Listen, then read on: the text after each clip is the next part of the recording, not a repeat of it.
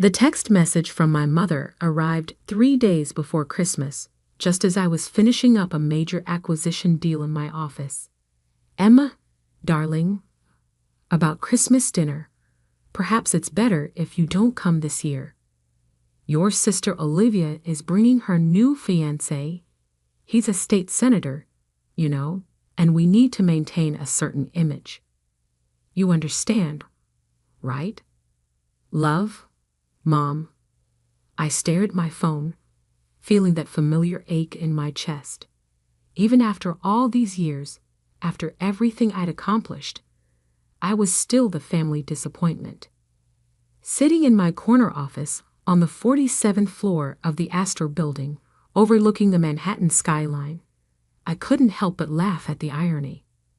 My mother had no idea that the struggling consultant she was so ashamed of was actually the CEO of Summit Industries, one of the largest consulting firms in North America. Miss Parker? My assistant Sarah's voice came through the intercom. The board is ready for the global tech acquisition call. Thank you, Sarah. I straightened my designer suit. Not that anyone in my family would recognize it as such. They still thought I shopped at discount stores. As I prepared for the call, my mind drifted back to where this all began. 10 years ago, I had stood in our family's living room, trying to explain my decision to leave my prestigious junior analyst position at my father's company. "You're throwing away everything we built for you," Dad had shouted, his face red with anger. "And for what? To start your own business? Don't be ridiculous." My sister Olivia had sat on the expensive leather couch, smirking. She was already a rising star at Parker Financial, our father's company, following the path that had been laid out for her since birth. "Emma's always been the rebellious one," she'd said with fake sympathy. "She just doesn't understand how the real business world works." Oh, how wrong they'd been. While they thought I was struggling with a small consulting practice, I was actually building Summit Industries from the ground up. I worked 18-hour days, sacrificed every comfort, and poured every penny I had into my company. And now, Summit Industries was worth billions, though we operated so quietly that most people had no idea who owned us, including my family, including Parker Financial. A knock on my office door interrupted my thoughts. "Miss Parker?" Sarah entered with a stack of documents. "The final contracts from Parker Financial just arrived. They're ready for your signature." Ah, yes, the contract. The delicious irony of it all. Parker Financial, my father's pride and joy, had been desperately trying to secure a partnership with Summit Industries for months. They had no idea they were essentially begging for their prodigal daughter's approval. I picked up my phone and reread my mother's text. Need to maintain a certain image. My laptop pinged with a new email from Olivia. "Emma, heard Mom texted you about Christmas. Don't take it personally. You know how important appearances are to her. Besides, Senator Richards is very particular about the company he keeps. It's really better this way. Maybe once you've made something of yourself, you can join us again. Liv." I set my phone down and looked at the stack of contracts on my desk. The partnership would be worth millions to Parker Financial. They were counting on it to fund their expansion into international markets. My father had been bragging about it for weeks, according to my sources, and all it needed was my signature. Sarah appeared in the doorway again. "Your father's on line 1. He wants to discuss the contract signing ceremony." I picked up the phone, adopting the professionally distant tone I always used when dealing with Parker Financial. "Emma Mitchell speaking." I used my mother's maiden name in business specifically to avoid detection. "Ms. Mitchell." My father's voice was eager, ingratiating, so different from the dismissive tone he used with his younger daughter. I just wanted to confirm everything's set for the signing ceremony tomorrow. This partnership means everything to our company. I thought about Christmas dinner, about Olivia's smug email, about years of being treated like a failure. Actually, Mr. Parker, I said smoothly, I've been reviewing the contracts and I have some concerns. Concerns? I could hear the panic creeping into his voice. What concerns? Everything was approved by your board. Things change, I replied. Perhaps we should discuss this in person. Why don't you bring your family to the signing ceremony tomorrow? After all, Parker Financial is a family company, isn't it? Yes, of course. I'll bring everyone. My wife, my daughter Olivia. All your daughters. I corrected him firmly. Oh. His voice dimmed slightly. Well, Emma's not really involved in the business. All your daughters, Mr. Parker, I repeated, or there will be no signing ceremony. After he agreed and hung up, I sat back in my chair, gazing out at the city lights. Tomorrow, my family would walk into my office expecting to meet the mysterious CEO of Summit Industries. Instead, they would come face to face with their greatest disappointment.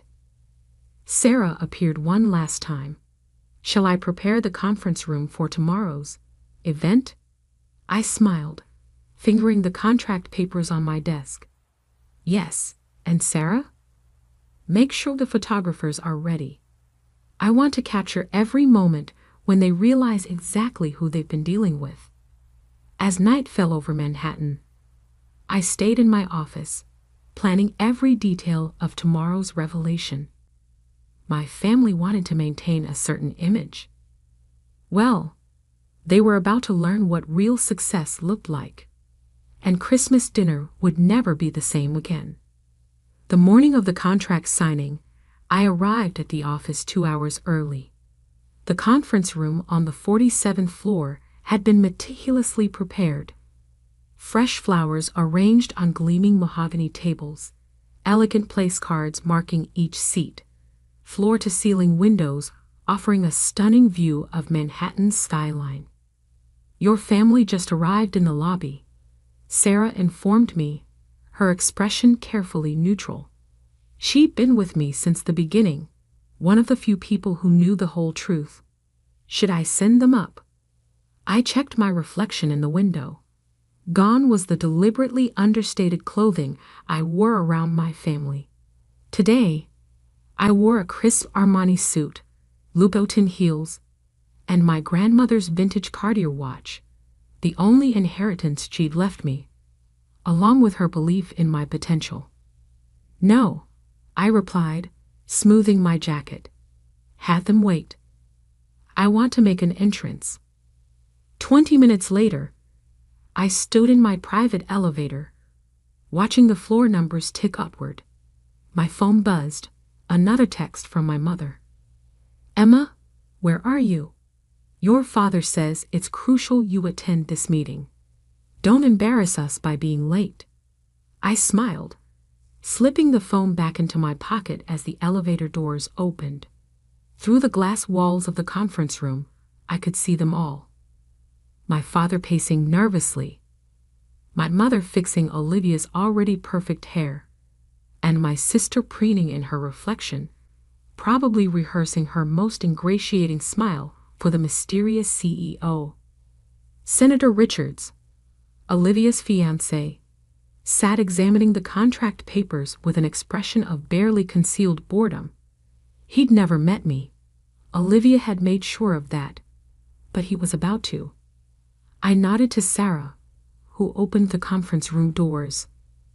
Ladies and gentlemen, she announced, Ms. Emma Mitchell, CEO of Summit Industries.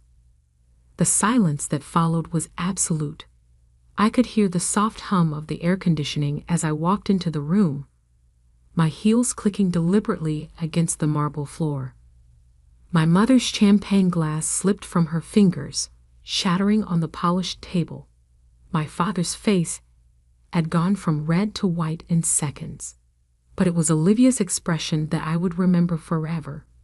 Pure, unadulterated shock as her carefully constructed world of superiority crumbled around her.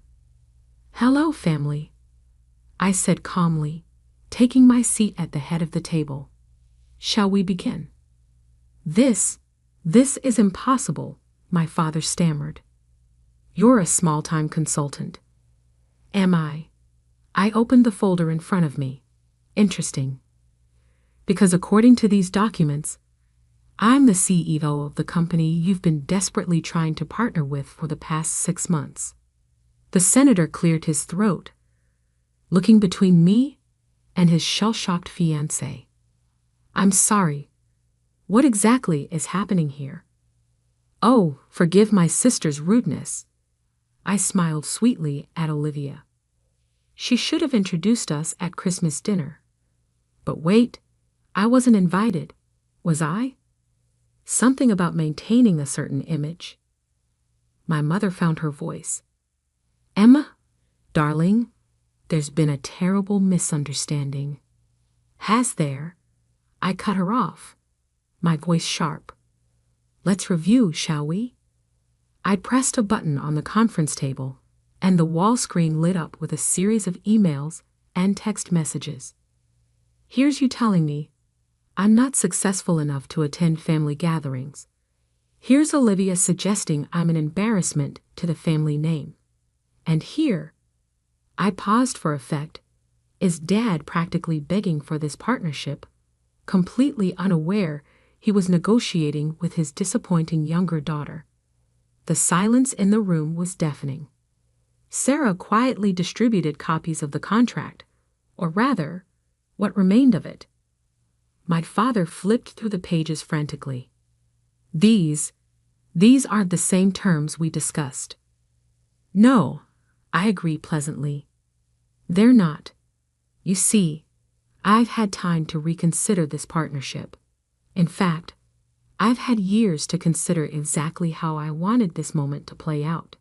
Olivia, finally finding her voice, leaned forward. "You can't do this. Daddy's been planning this expansion for months. The board is counting on it." I turned to her, letting my smile fade. "You mean like how I counted on my family's support when I was building my company from nothing? Like how I counted on being treated with basic respect at family gatherings?" "That was different," my mother protested weakly. "We were just trying to protect you from disappointment."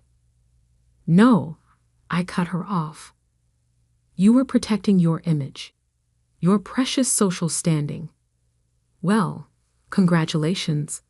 You've succeeded in creating exactly the image you wanted. The whole business world will know exactly who the Parkers are after today." I stood up, smoothing my jacket. "The partnership deal is off. Summit Industries will be acquiring Global Tech directly, which, as I'm sure Dad has realized by now, will effectively block Parker Financial from expanding into the international market." My father slumped in his chair, the full implications hitting him.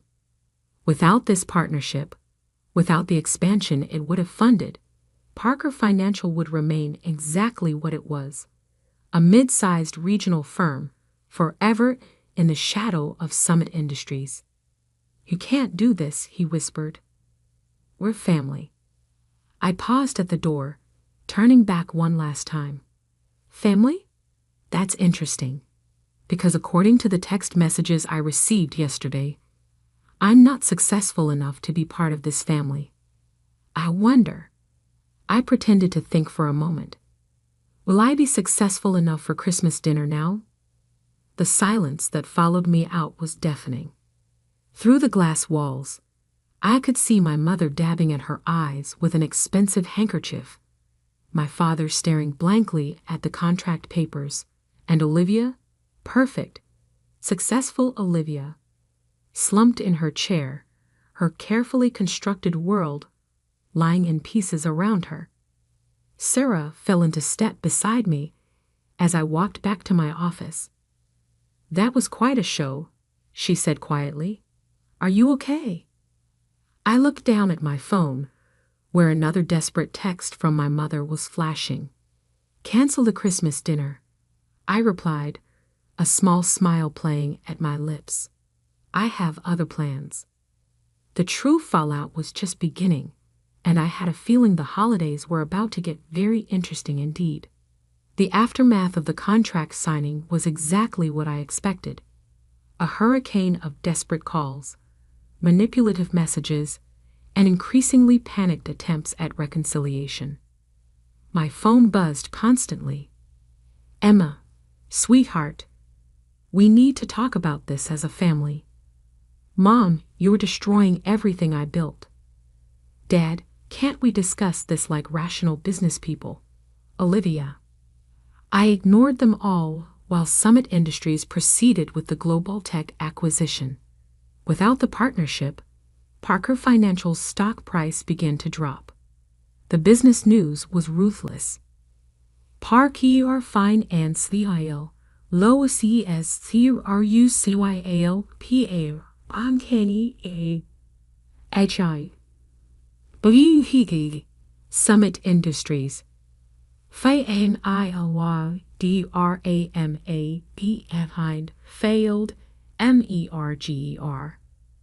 Parker stock PLUNET as international expansion PANSEOLNATS.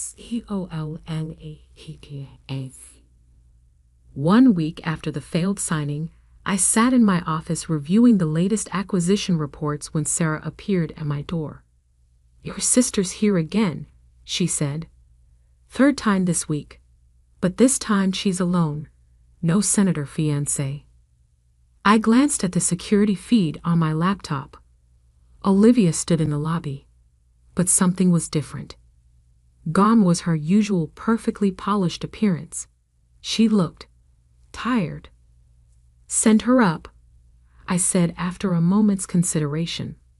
Olivia walked into my office like a stranger, her eyes taking in the expansive space, the view, the clear symbols of success she'd never noticed in her failing sister. "Nice office," she said quietly. "Bigger than mine at Parker Financial. Though I suppose that's not saying much anymore." "What do you want, Olivia?" She sank into one of the visitor chairs. Senator Richards called off the engagement. I raised an eyebrow. Really? The perfect power couple didn't survive a little financial setback. He said he couldn't be associated with a failing family business. She laughed bitterly. Apparently, I'm not successful enough for his image.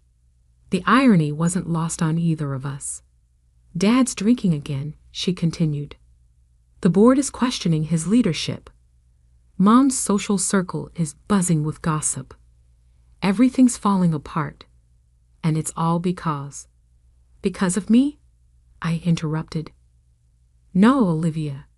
It's falling apart because it was built on appearances rather than substance, just like your engagement."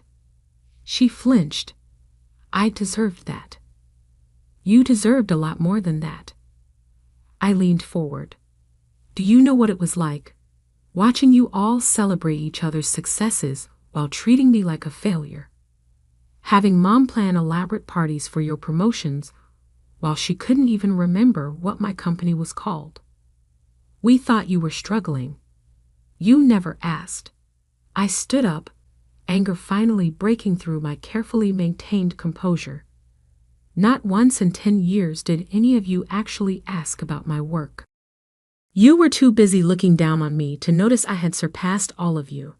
Tears slipped down Olivia's cheeks, real ones this time, not the calculated drops she usually produced for effect.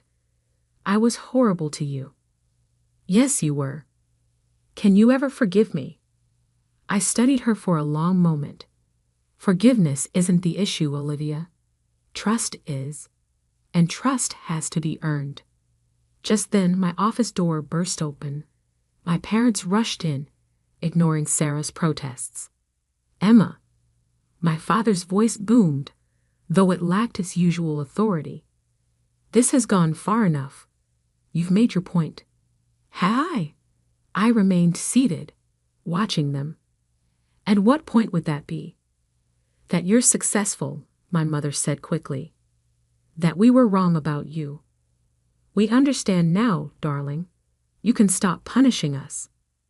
I laughed, but there was no humor in it. You think this is about punishment? About proving my success? I stood up, walking to the window. This is about consequences, about finally showing you that your actions, your dismissal, your condescension, your casual cruelty, have real effects. We're your parents, my father said, his voice breaking slightly. Everything we did was to protect you. No, I turned back to face them. Everything you did was to protect your image. Well, congratulations. Your image is now exactly what you've made it. A failing company, a broken engagement, and a family in crisis. What do you want from us? Olivia asked quietly. Want? I considered the question. I wanted your support when I was building my company. I wanted your respect when I succeeded. I wanted to be treated like a daughter instead of an embarrassment. I paused.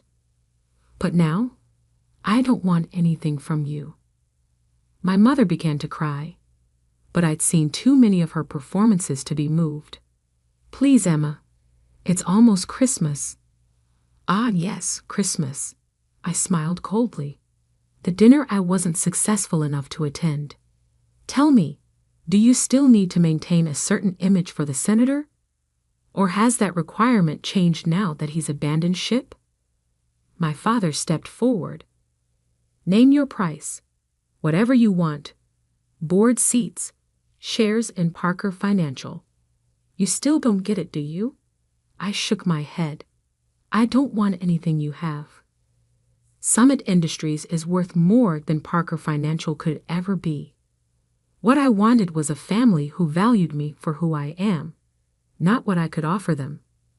I pressed a button on my desk, and Sarah appeared instantly. Please show them out, and have security update the no-entry list. Emma, please. My mother tried one last time. We can fix this. No, Mom. You can't fix 10 years of dismissal and disrespect with one tearful apology. Actions have consequences. Consider this your lesson in real business. After they left, I sat in my office as darkness fell over the city. My phone buzzed with a message, not from my family this time, but from my grandmother's old friend Margaret, who had supported me when I was first starting Summit Industries. Heard about what happened with your family. Your grandmother would be proud. Christmas dinner at my place this year? I smiled, feeling a weight lift from my shoulders. Sometimes family isn't about blood. It's about who believes in you when no one else does. The next morning, I called a board meeting at Summit Industries. It was time to announce our next major move, a complete overhaul of the consulting industry, starting with the acquisition of several regional firms. Parker Financial wasn't on the list. As I stood before my board, outlining our expansion plans, I thought about my family's Christmas dinner, happening without me. They would sit around their expensive table, picking at their perfect meal, trying to maintain their precious image. Meanwhile, I would be building something real, something lasting, not just a successful company, but a life where I never had to pretend to be less than I am. A week later, a small package arrived at my office. Inside was my grandmother's old business card holder, with a note from Margaret. She always said you'd outshine them all. Looks like she was right. I placed the card holder on my desk, a reminder that success isn't about who accepts you at your peak, but who believed in you from the beginning. My family had wanted to maintain a certain image. Well, they got their wish, just not the image they'd hoped for. And me, I finally had exactly the image I'd earned. Successful, powerful, and completely free from their expectations. The next time someone asked about my family, I simply smiled and said, I have a company to run. Because in the end, that was worth more than any Christmas dinner they could offer.